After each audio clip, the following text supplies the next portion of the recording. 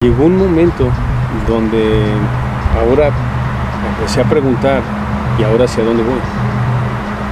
Estás en un punto, me encontraba en un punto en medio de la nada, prácticamente, aunque había algo, es como que no hay nada, es algo que no se puede describir,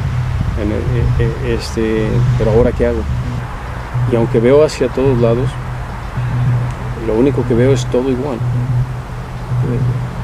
Entonces, en este tipo de experiencia, quise caminar, y al empezar a caminar, empecé a moverme hacia un lado, pero no sentí mi cuerpo.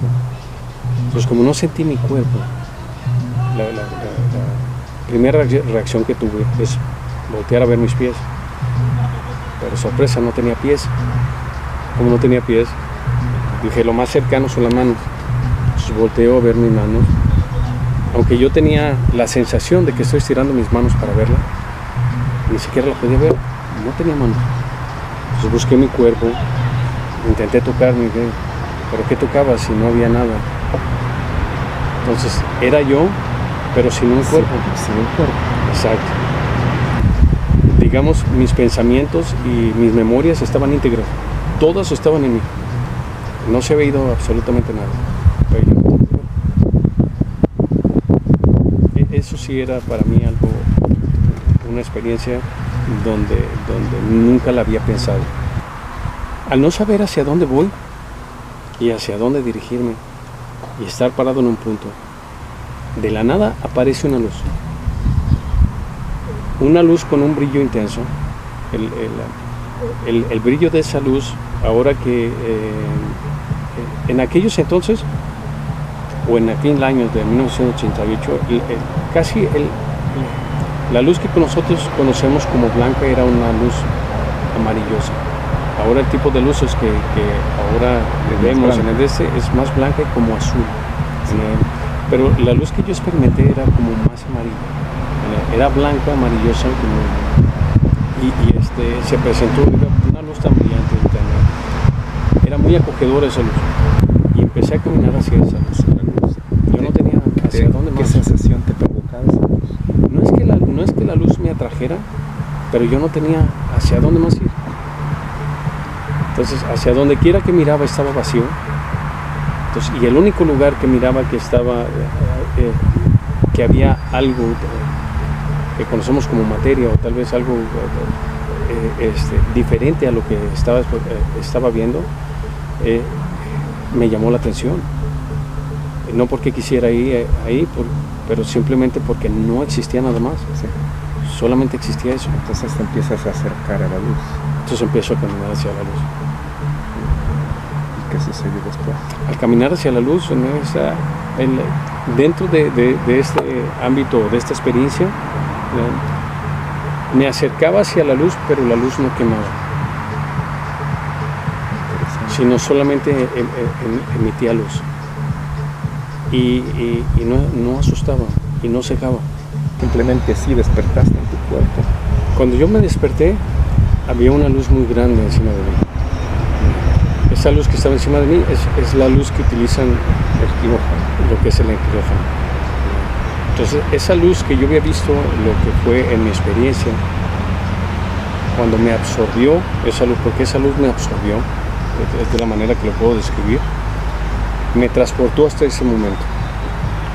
Cuando yo llego a ese momento y veo la luz encima de mí, me doy cuenta que trato de voltear mis ojos hacia abajo. Entonces empiezo a ver cosas físicas dentro del quirófano.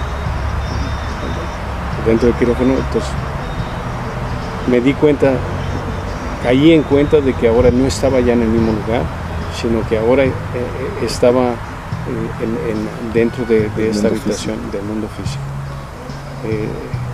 Sorprendentemente, detrás de mi cabecera había un personaje que lo habían llamado a un sacerdote que estaba muy cerca. Cristiano, sí, sí, religioso cristiano. Así es que lo mandaron llamar. Este sacerdote, cuando escuché su voz, yo escuché a alguien hablando detrás de mi cabeza, entonces le pregunté, yo no sabía en qué estado estaba, si yo estaba en lo físico, estaba en no sabía distinguir entre una cosa y otra. Y la primera reacción que tuve fue preguntarle si yo me iba a morir. Entonces me dice, mira, en realidad dice, lo único que te puedo decir es que a mí no me levantan a las 3 de la mañana solamente por levantarme. Así es que, ¿por qué no me dices tus pecados? Y se acabó. Entonces, lo que yo entendí es que él estaba haciendo un tipo de rezos, despidiendo a la persona, o no sé cómo se le llama esa terminología, donde ahora ellos hablan con una persona que piensan que ya se va a morir. Yo lo único que quería saber era si me iba a morir o no. No tenía ni siquiera las fuerzas para poder tener una conversación. Volví a cerrar mis ojos. La próxima vez que volví a abrir mis ojos, ahora estaba mi mamá junto a mí. Lo que yo le podía decir a mi mamá es, no me deje dormir, no deje que cierre los ojos, porque después ya no me voy a abrir. Entonces yo sabía, yo sentía que estaba de una manera que no puedo describir, estaba desconectándome y conectándome con el mundo físico. Y estaba en esa postura de lo que se entiende como un sueño y el estar despierto. Y me llenaba de incertidumbre. Yo tenía 16 años en ese entonces, y a mí en realidad no le miraba mucho sentido a la vida. No entendía el por qué es que el ser humano tenía que venir a este mundo por 120 años y después tuviese que fallecer, que tuviese que quedar. En ese punto cambia tu manera de ver la vida entonces. Completamente. Cambia completamente. ¿Por qué? Porque al llegar a tener una experiencia donde uno, o por lo menos en mi experiencia, logro entender que yo no soy un cuerpo, que mi cuerpo solamente está adquiriendo memorias y está adquiriendo experiencias, y esas memorias y esas experiencias son las únicas que me puedo llevar, son las que van a estar conmigo todo el tiempo, y mi cuerpo no lo vi. Es algo que cuando la experiencia que tuve, el verme fuera del cuerpo, ni siquiera es preocupante. Entonces ahora a través de la vida se da uno cuenta de qué tan importante es para la gente el mantener su cuerpo bien, verse cuidar mucho de su cuerpo, ¿no? Pero lo que es en realidad es que llega el momento donde el alma tiene que entregar el cuerpo, que es la herramienta que se le da para poder, digamos, existir en este plano físico. Claro. Tú sabes que en los escritos judíos hemos aprendido de los sabios que el cuerpo es una vestimenta, pero dentro hay un alma, hay una neshama que está ahí, que esta es la que va a quedar aún después de que el cuerpo fallece. Eso lo vemos nosotros en los libros, pero tú lo experimentaste. Ahora dime una cosa, si lo pudieras resumir así en unas cuantas frases para la gente que nos está escuchando, ¿qué aprendiste sobre el propósito de la vida después de haber pasado por esta experiencia? Cuando un bebé nace sin saber cómo respirar, nace sin saber cómo comer, nace sin saber cómo tomar control de un cuerpo y cómo reaccionar. Todo viene a base de experiencia. Y en realidad el bebé ni siquiera es consciente de que no sabe y que es torpe en sus movimientos. Cuando llega uno a ese punto, se cuestiona uno si en realidad la información que uno piensa que tiene es válida.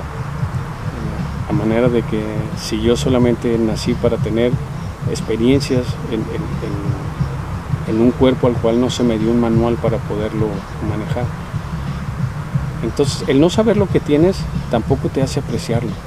Y para llegar a apreciarlo es, tú quítale algo a alguien, entonces sabe qué tan qué tan importante es vale para eso. Sí. Claro. Me di cuenta que todo eso en el momento, yo solamente había vivido por 16 años y que todas las experiencias que yo había adquirido estaban conmigo y que esas experiencias era yo. El Creador me dio la oportunidad de seguir acumulando experiencias y ese acúmulo de experiencias ahora me doy cuenta que las he utilizado para encontrar el sentido de quién soy, quién me hizo y para qué. Entonces, ¿quién soy? ¿Soy un cuerpo que tiene un alma o soy un alma que vive en un cuerpo? Porque al final, a los 120 años, estamos enfrente de la tumba de Dan. Llegó su tiempo y ahora no está aquí, pero está solamente su cuerpo. ¿Y el alma? ¿Quién es él? ¿El cuerpo o el alma? Y ese tipo de pregunta es la que te hace avanzar. Cuando tengo esta experiencia, no tengo más que agradecerle a aquel que me creó. Entonces empecé una búsqueda muy fuerte por encontrar quién fue el que me creó. Entonces, si a mí me desconectaron de algún lado, lo que tengo que buscar es la conexión. Entonces, llegué a la conclusión de que si el Creador, esa fuerza me puso aquí, existe una manera de poderme conectar, no solamente en lo espiritual, sino desde lo físico. Y hay una manera, o hay una fuerza que se llama agradecimiento. Y ese agradecimiento, digamos, no es porque lo necesite el Creador, pero ese agradecimiento me hace sentir bien. Eso nace desde adentro. Claro. Porque el agradecimiento, como el Creador no necesita nada, no hay nada que le podamos dar, obviamente, pero nosotros sí. Entonces ese agradecimiento me ayuda a mí. Entonces el que Él me haya dado una oportunidad de vivir. Interesantemente, lo que te estoy comentando me pasó en el año de 1988, para el año 2000. Viene una voz dentro de mi mente, que me dijo, tu voz interior, como dicen. Exacto, y me dijo, tú me dijiste que si yo te dejaba vivir, ibas a vivir para servir. Eso lo escuché en mi mente. Entonces yo dije, ¿qué? Yo no dije eso. Cuando yo me respondí a mí mismo, me dije, me di cuenta que esa pregunta no había podido salir de mí, aunque salió de lo que entiendo que es mi mente hablándome a mí mismo. Y yo dije, lo siento, yo nunca hice una promesa. Entonces, otra vez mi mente me empieza a decir, sí, hiciste una promesa. Me dijiste que si te dejaba vivir, ibas a vivir para servir. Y me llevó exactamente a ese momento donde yo estuve en el hospital. Y ese mismo momento donde estaba en el momento de la luz. Cuando fui hacia la luz. En ese lapso de tiempo, lo que se puede llamar como tiempo, se había borrado, o no lo recordaba, no se había borrado, estaba ahí pero no lo recordaba. En ese momento vino a mi mente que yo le hice esa promesa al Creador. O sea, me di cuenta que yo mismo lo pedí. Ahora ya tenía un compromiso muy fuerte, sí, que era el encontrar estas preguntas, las que te mencioné. ¿Quién soy? ¿Quién me hizo y para qué? Y las encontraste a través del estudio de la Torah. Estamos trabajando en eso, porque resulta que todo lo que experimento, me llevan a un punto, y en ese punto ahora tengo que llegar y descubrir lo que es verdad y lo que es solamente una fábula. ¿Sabes qué? Me gustó tu respuesta, porque te digo, encontraste en la Torah, pero realmente hay tanto que aprender que la vida no alcanza. Tienes toda la razón. Haber encontrado algo no significa que ahí terminó todo. Hay más. Claro.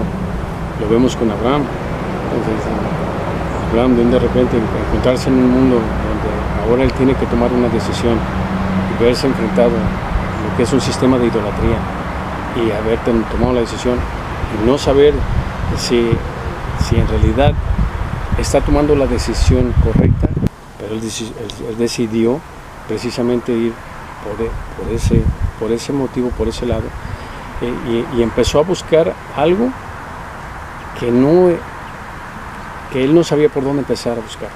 Uh-huh. ¿Y eso por qué? Porque él empezó a hablar de un creador que nadie había escuchado antes, que nadie tenía en cuenta, ¿no?